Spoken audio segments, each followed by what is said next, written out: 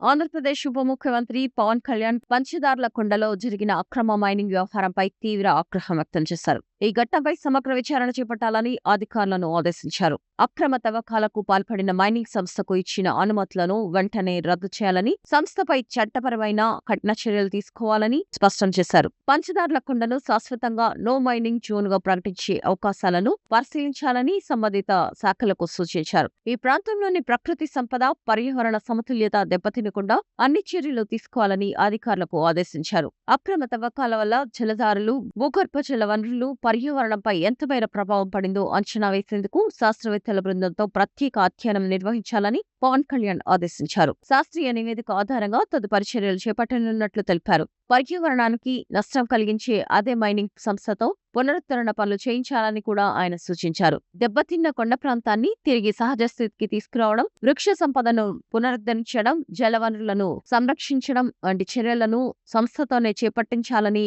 ఆదేశించారు. ఈ సందర్భంగా పంచదార్ల ప్రాంతంలోని పురాతన ఆలయాలు, చారిత్రక వారసత్వ సంపద, ప్రకృతి వనరులను కాపాడడం ప్రభుత్వం, సమాజం అందరి బాధ్యత అని పవన్ కళ్యాణ్ పేర్కొన్నారు. అభివృద్ధి పేరుతో పర్యావరణాన్ని, వారసత్వ సంపదను ధ్వంసం చేసే చర్యలను ప్రభుత్వం ఎట్టి పరిస్థితుల్లోనూ సహించబోదని హెచ్చరించారు. పంచదార్ల ఘటనపై పూర్తిస్థాయి విచారణ అనంతరం బాధ్యులపై కఠిన చర్యలు తీసుకుంటామని, భవిష్యత్తులో ఇలాంటి ఘటనలు పునరావృతం కాకుండా కఠిన నిబంధనలు అమలు చేస్తామని పవన్ కళ్యాణ్ స్పష్టం చేశారు.